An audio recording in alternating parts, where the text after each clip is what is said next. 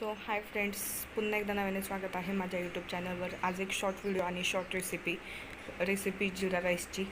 जेवढं माझ्याकडे सामान होतं तेवढ्या सामानामध्ये मी भागवले, का तर मला खाली जायला चान्स भेटत नाही किंवा बाळामुळे मला खाली जाता येत नाही. तर मग सामान माझ्या घरामध्ये जिरं, मोहरी, लवंग, वेलदोडा आणि तेजपान होतं. काही लोक दालचिनी वगैरे किंवा ते फूल भेटतं मसाला फूल तेही टाकतात, पण ते माझ्याकडे नव्हतं. इथं मी 2-2.5 वाट्या तांदूळ धुवून घेतलेले आहेत. कुकर ठेवला मी गरम करायला. कुकर गरम करून त्यामध्ये मी तूप टाकले आणि मी नेहमी जिरा राईस करताना फक्त आणि फक्त तुपातच करते, का तर मला तुपातच आवडतो. तेलामध्ये जिरा राईस जास्त छान लागत.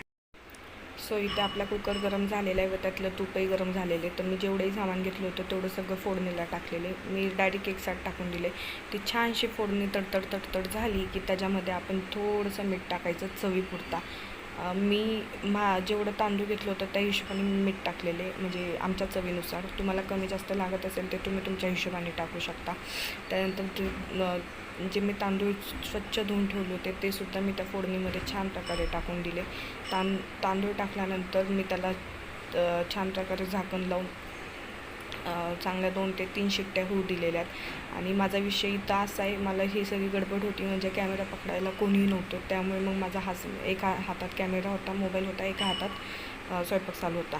तर कसा वाटला माझा हा व्हिडिओ कमेंट करून नक्की सांगा आणि पुढची रेसिपी काय येते हे सुद्धा बघा.